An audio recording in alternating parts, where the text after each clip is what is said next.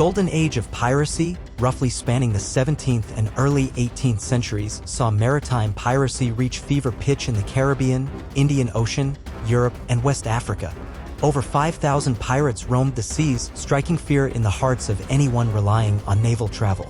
Whether you were a merchant dependent on shipments or a leisurely voyager, the constant threat of pirates boarding, plundering, and harming passengers loomed large.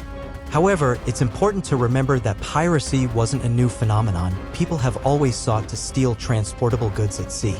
In this video, we will delve deeper into the mysteries of these ruthless pirates. Please like the video and subscribe the channel for more exciting videos. When we conjure images of pirates, our minds often envision those who operated in the Caribbean during the late 17th and early 18th centuries. They are vividly portrayed, adorned in flamboyant attire, wielding cutlasses and pistols, actively seeking new treasures aboard their sailing ships, with the Jolly Roger flying proudly from the mast's pinnacle.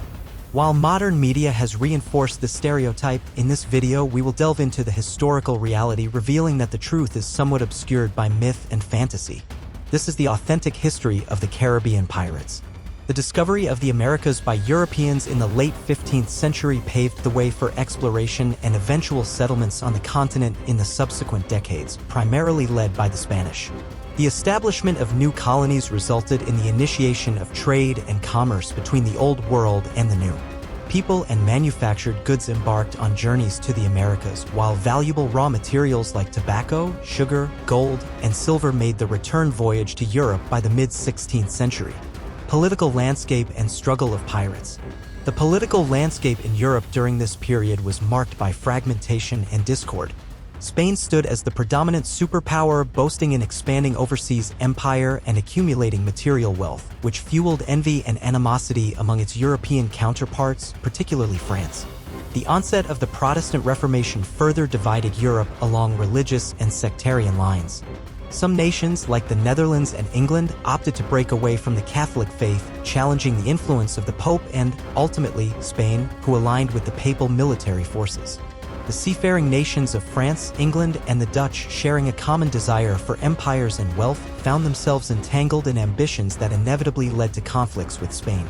However, instead of persisting in costly and destructive wars within Europe, they discerned an opportunity to target the more vulnerable Spanish possessions in the New World. Their strategy involved seizing richly laden treasure ships carrying gold and silver and attacking strategically vital settlements on what became known as the Spanish Main.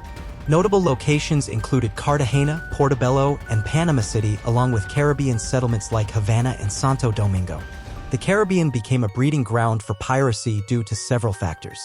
Initially, French privateers dominated this activity. Unlike pirates, they were sanctioned by their governments. These licensed raiders, armed with letters of marque, were authorized to attack Spanish ships and settlements. In exchange for a portion of the loot, privateers like Jean Fleury, François Leclerc, and Jacques de Sore wreaked havoc on Spanish holdings, accumulating vast treasures. The late 16th century saw war erupt between England and Spain, leading to the emergence of English privateers like Sir Francis Drake, Sir Richard Hawkins, and Sir Walter Raleigh. They enjoyed similar success to their French counterparts, but the lack of permanent Caribbean bases for either nation limited their impact. Eventually, privateers had to return to Europe, allowing Spanish treasures to resume their journey. Faced with this new threat, the Spanish countered by incorporating heavily armed escort vessels into their treasure fleets, deterring further privateer attacks. By the early 17th century, the landscape was set for the rise of true piracy in the Caribbean. Caribbean's colonial rivalry and the birth of Tortuga. Spain maintained control over the majority of Caribbean territories, but French, English, and Dutch colonizers started establishing settlements on other islands, encroaching upon the less frequented parts of Spanish territory around 1625. A small group of primarily French settlers began carving out a life on the northwestern shores of Hispaniola, sustaining themselves by hunting local wildlife and smoking meat over wooden frames, a process known as bouquet. This practice led to the designation of these settlers as buccaneers, derived from the literal meaning of those who smoke meat.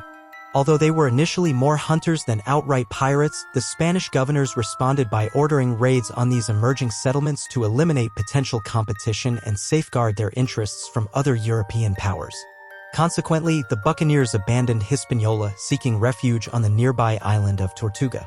In 1629, the jointly settled islands of St. Kitts and Nevis, occupied by both English and French settlers, faced Spanish attacks. While most English settlers returned once the Spanish departed, some French settlers decided to start anew and joined their fellow buccaneers on the island of Tortuga. Around 1630, on Tortuga, the buccaneers collectively turned to piracy due to a scarcity of natural resources and the desire for revenge against their newfound adversaries, the Spanish. Their focus shifted to attacking Spanish treasury ships returning to Europe, seizing the spoils for themselves. Despite initial success, Spanish attempts to displace the buccaneers from Tortuga proved futile in the long run.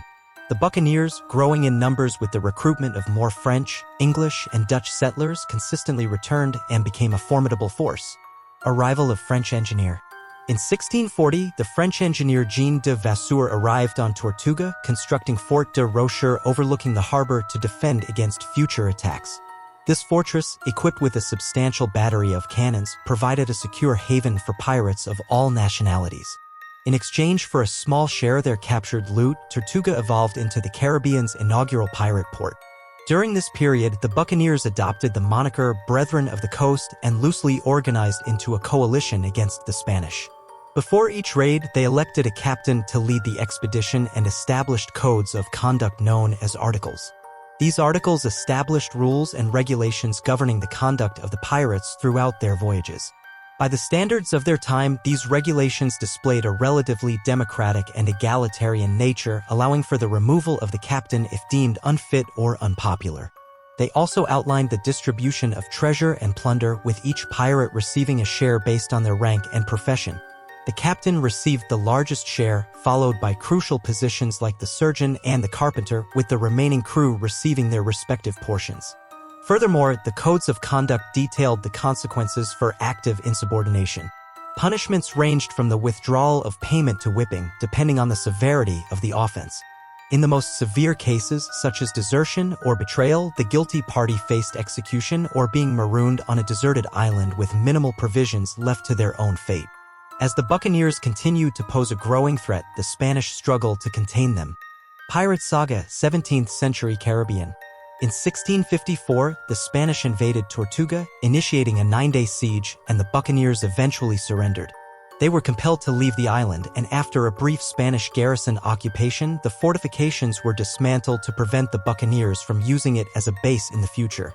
Despite this setback, the pirates did return to Tortuga, with the majority being French by 1660. They decided to take control of the island in the name of France, appointing a new governor and constructing a new fort, Fort Blondel, near the ruins of the previous Fort de Rocher. The shift in demographics on the island was hastened by the English capturing Jamaica in 1655 and English pirates increasingly favoring Port Royal over Tortuga. It's worth noting that pirates continued to mix with one another and used both ports regardless of nationality. And in 1667, he received another letter of marque to attack more Spanish ships. However, this agreement prohibited him from attacking Spanish settlements. Aware of the immense wealth these settlements held, he disregarded the details in his letter and led a raid on Portobello in 1668. This was followed by additional attacks on Maracaibo and Gibraltar later in 1668 and into 1669. In 1671, he conducted the largest raid of his career by attacking Panama, accumulating a vast fortune and earning a knighthood from King Charles II of England. Other pirates and their raids. Other notable pirates of the buccaneering age included John Coxon, Bartholomew Sharp, and John Sawkins. In 1680, they launched the Pacific Adventure, one of the greatest pirate raids. They marched across the Darien Gap, allied with local Indian tribes, attacked a nearby Spanish fort, sailed to Panama, captured a Spanish fleet, and ransomed the city. Port Royal prospered due to these raids, attracting not only pirates and privateers but also merchants, artisans, prostitutes, and tavern keepers eager to profit from the pirates' treasure. However, the prosperity was short-lived. On June 7, 1692, a devastating earthquake struck Port Royal, sinking much of the town beneath the waves. Efforts to rebuild were made, but Port Royal never fully recovered. Even before the earthquake, it transitioned from a privateer-based economy to focusing on the slave trade and plantation crops. Anti-piracy laws were introduced, turning away buccaneers and leading to the execution of many in Port Royal. Henry Every, a famous pirate, sailed into Nassau Harbor in the Bahamas in 1696, seeking to offload his acquired treasure. The Bahamas, an underpopulated English colony, allowed him to anchor, establishing Nassau as a credible base for future pirate operations. The outbreak of the War of the Spanish Succession in 1701 led to the decline of Nassau, with more English privateers using it as a base. By 1714, the war's end and the lack of legitimate targets for English privateers resulted in many turning to piracy. The legacy of these pirates lives on in modern media depictions, often marred by misconceptions and stereotypes. There is no historical evidence supporting the idea that pirates talked in a particular way or made people walk the plank. Pirates were ruthless and violent in their pursuit of treasure, but this was not exceptional by the standards of the time. That's it for today's videos, folks. If you liked this video, please leave a thumbs up and share your thoughts in the comments section. Don't forget to subscribe the channel, and we will see you in the next one.